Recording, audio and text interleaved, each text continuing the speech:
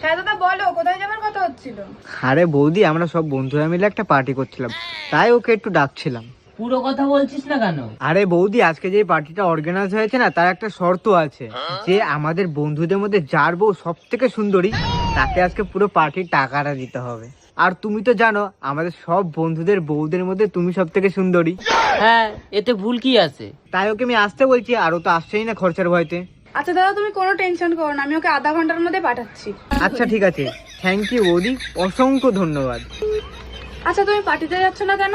দেখো, আমার পার্টি করতে একটুও ভালো লাগে না। সে ঠিক আছে, কিন্তু আজকে তোমাকে পার্টিতে যেতেই হবে।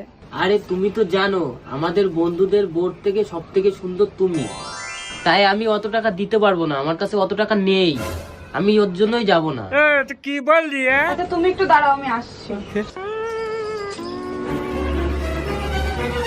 এ নাও টাকা।